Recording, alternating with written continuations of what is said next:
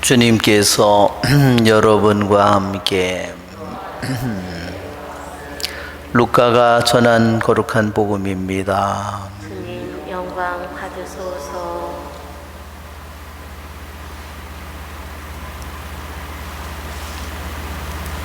유다 임금 헤로데 시대에 아비야조에 속한 사제로서 즈카리아라는 사람이 있었다. 그의 아내는 아론의 자손으로서 이름은 엘리사벳이었다. 이 둘은 하느님 앞에서 의로운 이들로 주님의 모든 계명과 규정에 따라 흠없이 살아가는 사람들이었다. 그런데 그들에게는 아이가 없었다. 엘리사벳이 아이를 못 낳는 여자였기 때문이다. 게다가 둘 다 나이가 많았다. 즈카리아가 자기 조 차례가 되어 하느님 앞에서 사제 직무를 수행할 때의 일이다. 사제직의 관례에 따라 제비를 뽑았는데 그가 주님의 성소에 들어가 분향하기로 결정되었다. 그가 분향하는 동안 밖에서는 온 백성의 무리가 기도하고 있었다. 그때 주님의 천사가 즈카리아에게 나타나 분향제단 오른쪽에 섰다. 즈카리아는 그 모습을 보고 놀라 두려움에 사로잡혔다. 천사가 그에게 말하였다. 두려워하지 마라, 즈카리아야. 너의 청원이 받아들여졌다. 내 아내 엘리사벳이 너에게 아들을 낳아줄 터이니 그 이름을 요한이라 하여라. 너는 기뻐하고 즐거워할 터이지만 많은 이가 그의 출생을 기뻐할 것이다. 그가 주님 앞에서 큰 인물이 될 것이기 때문이다. 그는 포도주도 독주도 마시지 않고 어머니 태중에서부터 성령으로 가득 찰 것이다. 그리고 이스라엘 자손들 가운데에서 많은 사람을 그들의 하느님이신 주님께 돌아오게 할 것이다. 그는 또 엘리야의 영과 힘을 지니고 그분보다 먼저 와서 부모의 마음을 자녀에게 돌리고 순종하지 않는 자들은 의인들의 생각을 받아들이게 하여 백성이 주님을 맞이할 준비를 갖추게 할 것이다. 즈카리아가 천사에게 제가 그것을 어떻게 알 수 있겠습니까? 저는 늙은이고 제 아내도 나이가 많습니다 하고 말하자 천사가 그에게 대답하였다. 나는 하느님을 모시는 가브리엘인데 너에게 이야기하여 이 기쁜 소식을 전하라고 파견되었다. 보라, 때가 되면 이루어질 내 말을 믿지 않았으니 이 일이 일어나는 날까지 너는 벙어리가 되어 말을 못하게 될 것이다. 한편 즈카리아를 기다리던 백성은 그가 성소 안에서 너무 지체함으로 이상하게 여겼다. 그런데 그가 밖으로 나와서 말도 하지 못하자 사람들은 그가 성소 안에서 어떤 환시를 보았음을 알게 되었다. 그는 사람들에게 몸짓만 할 뿐 줄곧 벙어리로 지냈다. 그러다가 봉직 기간이 찾아 집으로 돌아갔다. 그 뒤에 그의 아내 엘리사벳이 잉태하였다. 엘리사벳은 5달 동안 숨어 지내며 이렇게 말하였다. 내가 사람들 사이에서 겪어야 했던 치욕을 없애주시려고 주님께서 굽어보시어 나에게 이 일을 해주셨구나. 주님의 말씀입니다. 그리스도님 참여합니다. 참 예수님, 오늘의 복음은 세례자 요한을 잉태하는 탄생의 그러한 이야기가 등장합니다. 즈카리아 엘리사벳은 늙도록 아이를 갖지 못했다고 했습니다. 둘은 사제 집안의 사람들이었습니다. 그러기에 그들의 고통은 더욱더 컸으리라고 생각합니다. 그러기에 남들이 자녀를 하나를 낳을 때마다 그 소식을 들을 때마다 고통을 겪었으리라고 생각합니다. 엘리사벳이 오늘 복음의 끝에 내가 사람들 사이에서 겪어야 했던 치욕을 없애주시려고 주님께서 굽어보시어 나에게 일을 해주셨구나 그랬습니다.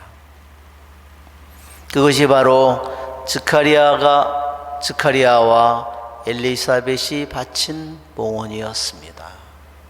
수많은 치욕과 수많은 사람들의 비웃음 가운데에서 그들이 끊임없이 하느님께 바친 제물이었습니다. 오늘 그가 사제로 뽑혀서 늙은 나이에 이제 자기가 그 일을 할 기회도 이제 몇 번 남지 않았겠죠. 그가 제물을 바치고 있을 때, 분향제단에 향을 바칠 때 천사가 나타났다고 했습니다. 분향제단은 이스라엘의 성전에 성소가 이렇게 있다면 성소 안에 또 지성소가 있었어요.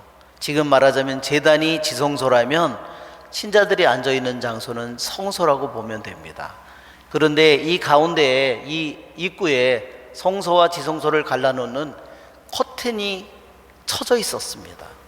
위에서부터 아래까지 이 안이 전혀 보이지 않도록, 비쳐서도 보이지 않도록 아주 두꺼운 천으로 쳐져 있었습니다.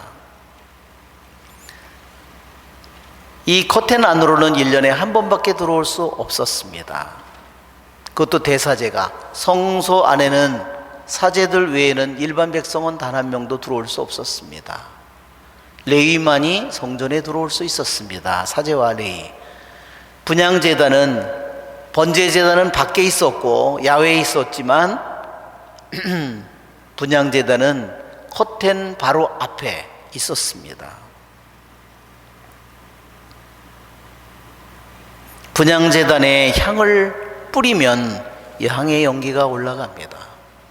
그것은 하느님께로 기도가 올라가는 것을 보여줍니다. 번제제단과 분향제단의 차이는 뭔가? 분향제단은 순수한 향을 바치는 겁니다. 밖에 번제제단에는 곡식이든 양이든 소든 그것을 기름기든 살이든 모든 것을 바치지만, 내장이든 모든 것을 태워서 바치지만, 분향제단은 아주 고급 최고로 정제된 것을 바치는 겁니다. 그것은 뭐냐면 아주 향기로운 것입니다. 향기롭고 그의 연기가 올라가는 것은 무엇을 뜻하냐면, 우리들의 기도가, 향기로운 기도가, 하느님을 기쁘게 하는 기도가 하느님께로 올라가야 되는 것을 보여줍니다. 스가랴와 엘리사벳은 향기로운 기도를 계속 바친 겁니다. 나의 기도가 향기로운 기도인지 생각해 봐야 됩니다. 만일 내 욕심으로 가득 찬 기도가 되었다면 그것은 향기로운 기도가 될 수 없습니다. 우리가 볼 때 스가랴와 엘리사벳이 저렇게 축복이 없는, 분명히 자녀의 축복이 없는 저런 기도를 분명히 뭔가 사람들이 저것은 뭔가 잘못됐을 거라고 생각했을 겁니다. 그러나 그의 기도 속에 수많은 향기로운 숨겨진 하느님의 제물이 바쳐지고 있었습니다. 여러분, 분향제단은 무엇일까요? 분향제단은 우리들의 마음입니다. 만일 우리들의 마음에서 끊임없이 기도가 올라가고 있는데 향기롭지 못한 기도가 올라간다면 그것은 너무나 끔찍한 일일 겁니다. 또한 스가랴는 하느님의 대전에서 분향을 올리고 있습니다. 우리들도 오늘 하느님 대전에 나와 있습니다. 오늘 천사가 이렇게 얘기합니다. 나는 하느님을 모시는 가브리엘인데, 원래 우리는 하느님을 모시는 가브리엘이라고 번역했지만 원래 이 번역을 더 정확하게 번역한다면 나는 하느님 대전에 있는 가브리엘인데, 이런 뜻입니다. 여러분, 우리가 하느님 대전에 있는 것보다, 하느님 대전에 나오는 것보다 더 이 세상에서 거룩한 일이 어디 있겠습니까? 더 아름다운 자리가 어디 있겠습니까? 더 고귀한 자리가 어디 있겠습니까? 더 우리들에게 아름답고 행복한 자리가 어디 있겠습니까? 아마 이 세상에 어디에 가도 그러한 자리는 찾을 수 없을 겁니다. 그러기에 하느님 대전에 하느님의 현존 속에 사는 이는 축복된 사람들입니다. 오늘 스가랴는 늙은 나이에 그는 자신의 자녀를 요한을 갖게 되는 축복을 받습니다. 오늘 천사가 말한 대로 스가랴야 너의 청원이 받아들여졌다. 또 엘리사벳이 말하기를 내가 사람들 사이에서 겪어야 했던 치욕을 없애주시려고 주님께서 굽어보시어 나에게 일을 해주셨구나. 스가랴의 이름의 뜻은 무엇이냐면 스가리야, 자카르야, 야는 야훼입니다. 자카르 무슨 뜻이냐? 기억하다 그 말입니다. 주님께서 기억하신다. 내가 자녀가 없이 평생 동안 수많은 수모와 치욕과 모멸을 겪으면서 너가 눈물로 너가 끊임없이 나에게 기도를 바쳤지만, 그러나 세상은 몰랐지만 나는 너를 알고 있고 너를 기억하고 있었다는 겁니다. 그러기에 스가랴라는 이름이 얼마나 놀라운 이름인지 모릅니다. 그의 이름 속에 그의 생애의 모든 부분이 주님께서 그의 모든 아픔과 고통과 치욕을 굽어보시는 그분의 모든 하느님의 섭리가 우리에게 느껴집니다. 우리의 좋으신 주님을 찬미합시다.